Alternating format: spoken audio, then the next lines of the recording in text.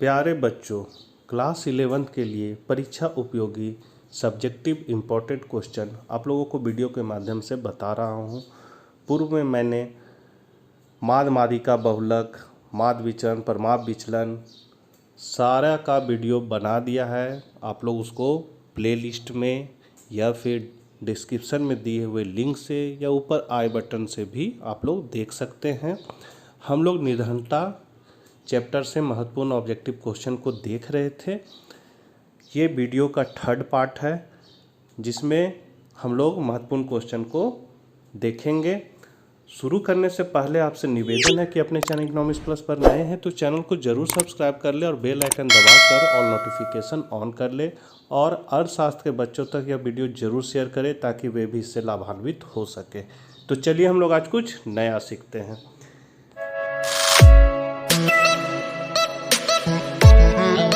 Question है, उन सामाजिक और आर्थिक समूहों की पहचान कीजिए जो भारत में निर्धनता के समक्ष निरूपोय हैं। तो इसका आंसर है, निर्धनता अनुपात भारत के सभी सामाजिक समूहों और आर्थिक वर्गों में एक समान नहीं है। जो सामाजिक समूह निर्धनता के प्रति सर्वाधिक असुरक्षित है वे अनुसूचित जाति एवं अनुसूचित जनजाति के परिवार हैं। इसी प्रकार आर्थिक समूहों में सर्वाधिक असुरक्षित समूह ग्रामीण कृषि श्रमिक परिवार और नगरीय अनियमित श्रमिक परिवार हैं। भारत में अनुसूचित जनजाति में 51%, नगरीय क्षेत्र के अनियमित मजदूरों में 50%, भूमिहीन कृषि श्रमिकों में 50% तथा अनुसूचित जातियों में 43% निर्धन है। अगला क्वेश्चन है, भारत में अंतर्राज्यीय निर्धनता में विभिन्नता के कारण बताइए। तो भारत में प्रत्येक राज्य में निर्धनता अनुपात में भिन्नता पाई जाती है। कुछ राज्य अति निर्धन बने हुए हैं तो कुछ राज्यों की निर्धनता अनुपात में उल्लेखनीय गिरावट दर्ज की गई है। जहां उड़ीसा, बिहार, असम व त्रिपुरा आदि में निर्धनता अधिक है, वहीं गोवा, जम्मू कश्मीर, आंध्र प्रदेश, तमिलनाडु और पश्चिम बंगाल में निर्धनता में काफ़ी कमी आई है। इससे अंतर्राज्यीय असमानताएँ बढ़ी है। इसके मुख्य कारण है, पहला, पंजाब व हरियाणा जैसे राज्यों में कृषि विकास दर काफ़ी ऊंची रही है। केरल ने मानव संसाधन के विकास पर काफ़ी बल दिया है। पश्चिम बंगाल ने भू सुधार कार्यक्रमों के सफल क्रियान्वयन में सफलता प्राप्त की है तथा आंध्र प्रदेश व तमिलनाडु में सार्वजनिक वितरण प्रणाली बेहद सफल रही है। अगला आपका इम्पोर्टेंट क्वेश्चन है, निर्धनता उन्मूलन की वर्तमान सरकारी रणनीति की चर्चा कीजिए। तो निर्धनता उन्मूलन ही भारत की विकास रणनीति का प्रमुख उद्देश्य रहा है। सरकार की वर्तमान रणनीति मुख्यतः 2 घंटों पर आधारित है। पहला है आर्थिक समृद्धि को प्रोत्साहन तथा दूसरा है लक्षित निर्धनता विरोधी कार्यक्रम। आर्थिक समृद्धि को प्रोत्साहन 1950 से 1980 तक देश में प्रति व्यक्ति आय बहुत धीमी गति से बढ़ी, मतलब 3.5%, किंतु 1980-90 ईस्वी के दशक में यह 6% तक पहुंच गई। 10वीं योजना में विकास लक्ष्य 8% था। 12वीं योजना में विकास लक्ष्य 9% रखा गया। आर्थिक समृद्धि की उच्च दर ने निर्धनता को कम करने में महत्वपूर्ण भूमिका निभाई है। दूसरा है आपका लक्षित निर्धनता विरोधी कार्यक्रम। इनके मुख्य कार्यक्रम निम्न प्रकार के हैं, राष्ट्रीय ग्रामीण रोजगार, जिसका नाम अभी वर्तमान में चेंज करके महात्मा गांधी राष्ट्रीय ग्रामीण रोजगार गारंटी अधिनियम 2005 है। फिर है आपका राष्ट्रीय काम के बदले अनाज योजना 2004 ईस्वी में। उसके बाद प्रधानमंत्री रोजगार योजना 1993 ईस्वी में लागू हुआ। ग्रामीण रोजगार सृजन कार्यक्रम 1995 ईस्वी। स्वर्ण जयंती ग्राम स्वरोजगार योजना 1999। प्रधानमंत्री ग्रामोदय योजना 2000 ईस्वी में। अंत्योदय अन्न योजना। हाल के वर्षों में इन कार्यक्रमों के उचित पर्यवेक्षण पर बल दिया गया है। अब अगला क्वेश्चन है, निम्नलिखित प्रश्नों का उत्तर संक्षेप में दीजिए। क है, मानव निर्धनता से आप क्या समझते हैं, और ख है, निर्धनों में सबसे निर्धन कौन है, और ग है आपका महात्मा गांधी राष्ट्रीय ग्रामीण रोजगार गारंटी अधिनियम 2005 ईस्वी की मुख्य विशेषताएं क्या है। ये बहुत ही इंपॉर्टेंट क्वेश्चन है बच्चों और ये बहुत बार एग्जाम में आ चुका है। तो हम लोग एक एक करके देखते हैं। क का आंसर है, मानव निर्धनता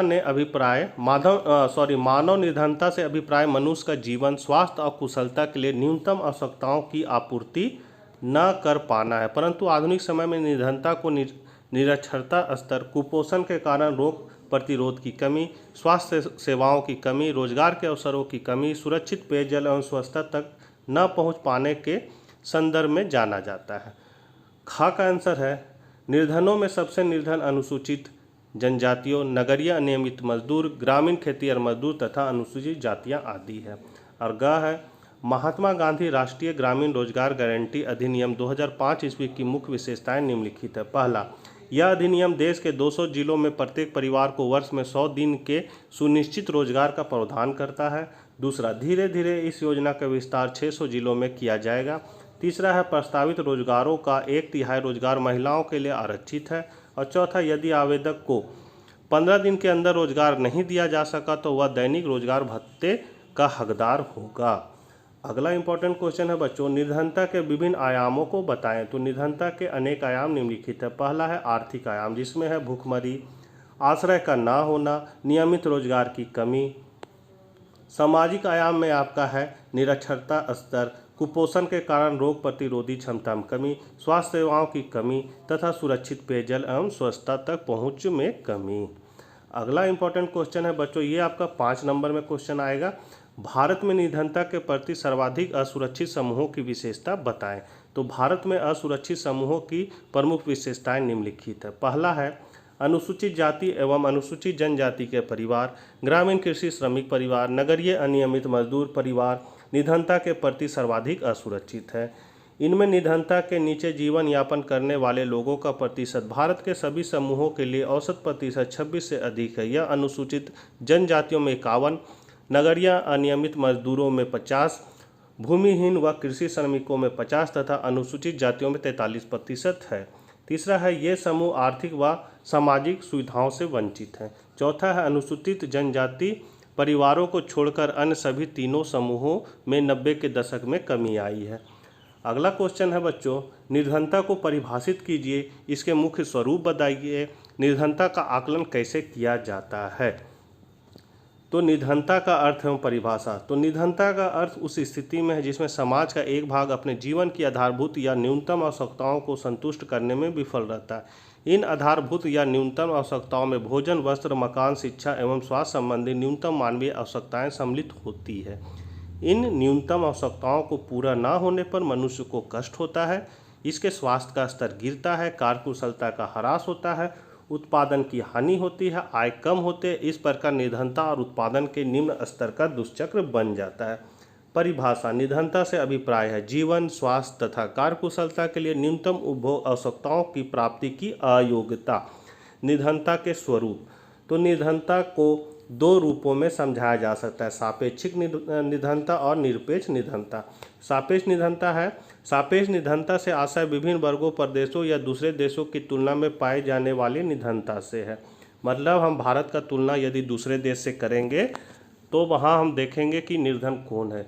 जिस देश या वर्ग के लोगों का जीवन निर्वाह स्तर निम्न होता है वे सापेक्ष रूप से निर्धन होते हैं। उदाहरण, मामा अमेरिका के प्रति व्यक्ति, मामा नहीं होगा यहाँ माना अमेरिका के प्रति व्यक्ति वार्षिक आय $34,870 है और भारत की प्रति व्यक्ति वार्षिक आय $330 है। तो भारत सापेक्षिक रूप से निर्धन है। यहाँ आप लोग सुधार लीजिएगा, मामा की जगह माना हो जाएगा, माना। दूसरा है निरपेक्ष निर्धनता। निरपेक्ष निर्धनता से आशय किसी देश की आर्थिक अवस्था को ध्यान में रखते हुए निर्धनता की माप से है। भारत में निरपेक्ष निर्धनता का अनुमान लगाने के लिए निर्धनता रेखा की अवधारणाओं का प्रयोग किया जाता है। निर्धनता रेखा, तो निर्धनता रेखा वह है जो उस प्रति व्यक्ति औसत मासिक आय को प्रकट करती है जिसके द्वारा लोग अपनी न्यूनतम आवश्यकताओं को संतुष्ट कर सकते हैं। भारत में निर्धनता रेखा, भारत में 2009 से 10 ईस्वी की कीमतों पर ग्रामीण क्षेत्रों में 672.8 तथा शहरी क्षेत्रों में 859.6 प्रति मास उपभोग को निर्धनता रेखा माना गया। भारत में उन व्यक्तियों को निष्पेक्ष रूप से निर्धन माना जाता है जिसका मासिक उपभोग वह इस रेखा से नीचे है। निर्धनता का आकलन, तो भारत में निर्धनता का आकलन का आधार क्या है, मतलब हम लोग किससे पता करेंगे कि कौन व्यक्ति निर्धन है, तो उसके लिए आधार बनाया गया है कैलोरी आवश्यकता और दूसरा आय आधार। कैलोरी आवश्यकता, भारत में निर्धनता रेखा का आकलन करते समय कैलोरी आवश्यकता को ध्यान में रखा जाता है। खाद्य वस्तुएं जैसे अनाज, दालें, सब्जियां, दूध, तेल, चीनी आदि मिलकर आवश्यक कैलोरी की पूर्ति करते हैं। आयु, लिंग, काम करने की प्रकृति आदि के आधार पर कैलोरी आवश्यकताएं बदलती रहती है। भारत में स्वीकृत कैलोरी की आवश्यकता ग्रामीण क्षेत्रों में 2400 कैलोरी प्रति व्यक्ति प्रतिदिन एवं नगरीय क्षेत्रों में 2100 कैलोरी प्रति व्यक्ति प्रतिदिन है।